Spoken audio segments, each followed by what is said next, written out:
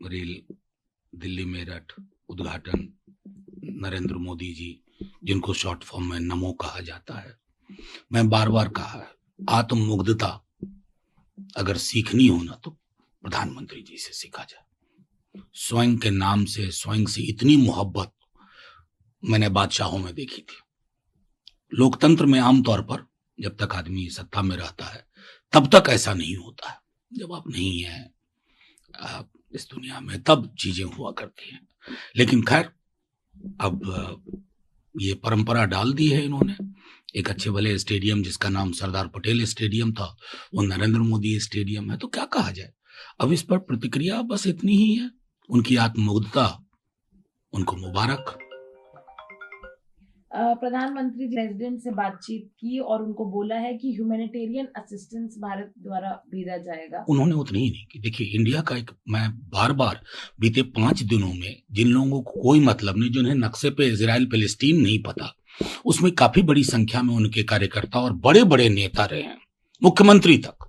आप टिप्पणी कर रहे हो, एक ह्यूमैनिटेरियन क्राइसिस में डोमेस्टिक रोटी सेकने की कोशिश कर रहे हो। मुझे बेहद खुशी है कि 72 घंटे पहले एमईए और फिर कल माननीय प्रधानमंत्री जी ने कहा, ये स्टेटेड पोजीशन हमारा 1938 से है। उस वक्त से कभी कुछ बदलाव नहीं हुआ। हमास की जो गतिविधि हुई, हम सब ने उस बर्बर कार्रवाई के खिलाफ कहा, लेकिन इजरायली फोर्सेस जो कर रहे हैं उसके पक्ष में आप खड़े हो जाएंगे। जेनोसाइड की संरचना को उभरते हुए फिर से एक बार देखेंगे। तो मैं समझता हूं कि प्रधानमंत्री जी ने जो कहा है वो हिंदुस्तान का एक कंसिस्टेंट पोजीशन रहा है। हिंदुस्तान इसीलिए जाना जाता है और ये रिश्ते बहुत पुराने हैं। और मैं तो आग्रह करूंगा, जो उनकी भी बात में लगा है कि यूएन और बड़े बड़े देशों को, ये पिछली शताब्दी का एक क्राइसिस है जो आज तक रिजॉल्व नहीं हुआ। इसको रिजॉल्व करना दुनिया के हर देश की सामूहिक जिम्मेवारी है। एक एफिडेविट में बिजनेस नंदानी ने क्लेम किया है कि तृणमूल कांग्रेस की एमपी महुआ मोइत्रा ने उनको पार्लियामेंट का अकाउंट एक्सेस दिया था। मैंने तफसील से पढ़ा इनका। ये 2 दिन पहले तक कह रहे थे ये महाशय कि जो भी चार्जेज इन पर जो एक बीजेपी के सांसद ने लगाया वो बेसलेस है। अब कल इनको दिव्य ज्ञान की प्राप्ति हुई या प्राप्त करवाई गई, तो इन्होंने एक बड़ा ही खूबसूरत सा जिसमें अलंकार बहुत हैं वैसे चिट्ठी लिखी। इन्वेस्टिगेशन का हम इंतजार करेंगे, लेकिन हमें यह भी पता है कि इस देश में अगर ये हीरानंदानी जी का ये देखें और उसके कंटेंट को देखें तो ये साफ तौर पे नजर आता है कि देश के सबसे ताकतवर जो एक बिजनेसमैन है, जिनको सत्ता का एक आशीर्वाद से ज्यादा बड़ी चीज हासिल है, तो उनसे लड़ने के लिए आपको हर तरह की चीज के लिए तैयार रहना पड़ेगा।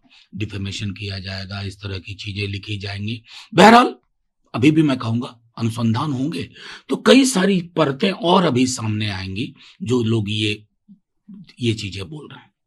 पूर्व उत्तर प्रदेश के मुख्य समाजवादी पार्टी के लीडर अखिलेश यादव ने कहा है कि ऐसा लग रहा है कि कांग्रेस ने उनको चीट किया है और एमपी में जो कुछ सीट्स बोली थी उस पे उन्होंने उनके लिए सीट्स नहीं छोड़ी। मेरा मानना है कि ये पूरा का पूरा जो इंडिया गठबंधन है, जिसकी टैगलाइन थी जुड़ेगा भारत जीतेगा इंडिया, उसको बहुत संवेदनशीलता से इन विषयों को तय करने की जरूरत है। हमारे बीच का कोई भी इस प्रकार की चीज अगर होती है तो वो जनता को भी अच्छा नहीं लगता है। बहुत बहुत ललक से, बहुत आशा से लोग इस ओर देख रहे हैं। आखिरी सवाल सर, नीतीश कुमार जी ने कहा है टाइज है बीजेपी लीडर के साथ, मेरे जीते जी हमेशा साथ रहे हैं। तो ये इसमें आपत्तिजनक क्या है? क्या मेरे रिश्ते नहीं है? क्या अलग अलग दलों के साथ रिश्ते नहीं? लोकतंत्र में एक दूसरे के आप दुश्मन नहीं होते हैं भाई। ये दुश्मनी की जुबान तो 8-10 वर्षों में आई है। हमने तो लोकतंत्र की वो खूबसूरत तस्वीरें देखी हैं और सुनी हैं सन 52 से लेकर के कि नेहरू अपने सदस्यों से ज्यादा विपक्ष को सुनने के लिए बैठा करते थे। रिश्ता होता है, ये रिश्ते अगर नहीं होंगे ना तो लोकतंत्र बीमार हो जाएगा। इसे बीमार होने से बचाना है।